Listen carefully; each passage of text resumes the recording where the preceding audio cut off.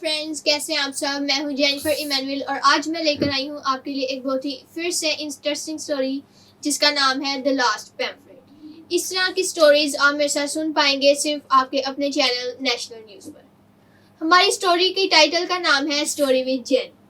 ہر Sunday دوپہر کے وقت صبح چرچ سروس ختم ہونے کے بعد پاسٹر اور اس کا 11 سال کا بیٹا اپنے چھوٹے سے ٹاؤن میں اپنے سرمن یعنی خدا کے پیغام کو گھروں میں جا کر بانٹتے تھے۔ ایک سنڈے کو دوپہر میں دونوں باپ اور بیٹا اپنے پیمفلٹ کو بانٹنے کے لیے نکلے۔ باہر بہت ٹھنڈ تھی اور بارش بھی ہو رہی تھی۔ بچے نے اپنے گرم کپڑے اور رین کوٹ پہن لیے اور اپنے باپ سے کہا کہ ڈیڈ میں تیار ہوں۔ باپ نے کہا کس بات کے لیے؟ اس نے کہا کہ پیمفلٹ کو بانٹنے کے لیے۔ اس کے باپ نے جواب دیا کہ بیٹا آج باہر بہت ٹھنڈ ہے۔ بیٹے نے حیران ہو کر اپنے باپ کی طرف دیکھا اور کہا کیا لوگ جہنم میں نہیں جائیں گے جس دن بہت ٹھنڈ اور بارش ہو رہی ہو؟ دونوں باپ اور بیٹا پیمفلٹ کو بانٹنے کے لیے نکل جاتے ہیں۔ اسی دوران بارش بھی آہستہ آہستہ تیز ہوتی جا رہی اور وہ دونوں پیمفلٹ کو بانٹتے رہتے ہیں۔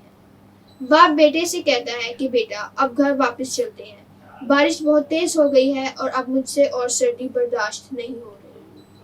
بیٹا کہتا ہے کہ آپ گھر واپس چلے جائیں، میں یہ آخری پیمفلٹ دے کر آتا ہوں۔ باپ نے کہا کہ کوئی بات نہیں اگر یہ آخری پیمفلٹ بچ جائے گا تو۔ بیٹا کہتا ہے کہ ڈیڈ آپ جائیں، میں آپ کے پیچھے پیچھے آتا ہوں۔ لڑکا اس گھر کی طرف چل پڑتا ہے۔ دروازے پر پہنچ کر وہ نوک کرتا ہے لیکن کوئی اندر سے جواب نہیں دیتا۔ وہ دوسری بار پھر نوک کرتا ہے لیکن پھر کوئی جواب نہیں دیتا۔ وہ واپس جانے کے لیے مڑتا ہے لیکن پیمفلٹ کو دیے بغیر اسے جانا منظور نہیں تھا، کیونکہ اس گھر کے سوا اور کوئی گھر آس پاس بھی نہیں تھا۔ باقی تقریباً ساری جگہوں پر اس نے پیمفلٹ کو بانٹ دیا تھا۔ اس کے دل میں خیال آیا کہ آخری دفعہ کوشش کر لیتا ہوں، اگر اس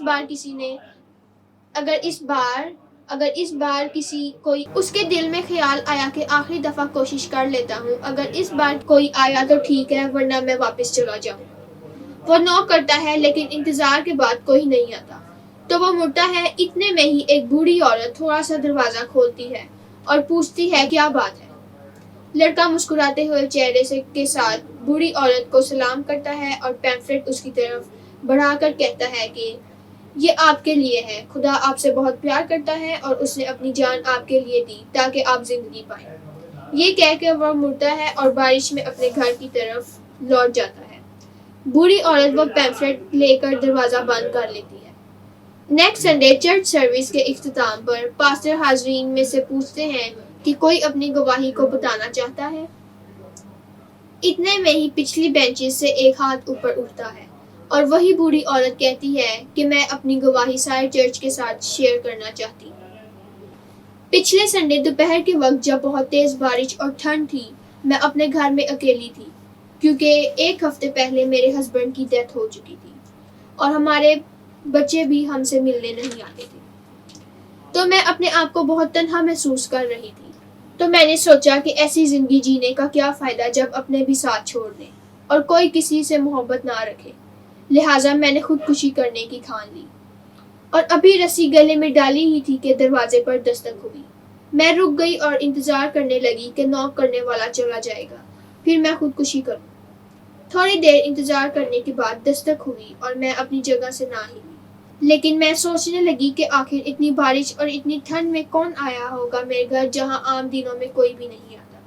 پھر میں نے انتظار کیا کہ دوسری بار دروازہ نہ کھولنے سے وہ چلا جائے گا اور ایسا ہی ہوا۔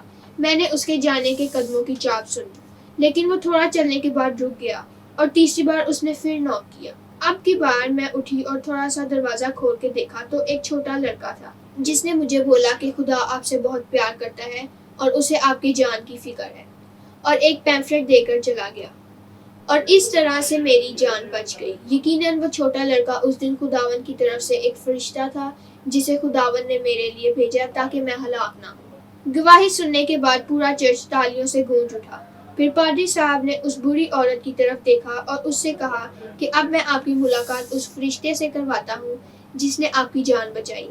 پادری صاحب نے اپنے بیٹے کو اوپر سٹیج پر بلایا اور اس دن کا سارا واقعہ بتایا کہ کس طرح اتنی سردی اور سخت ٹھنڈ بارش میں وہ جا کر آخری پیمفلٹ اس عورت کو دیا جس سے آج یہ ہمارے ساتھ موجود ہیں، اور یہ کہہ کر اس سے اپنے بیٹے کو گلے لگا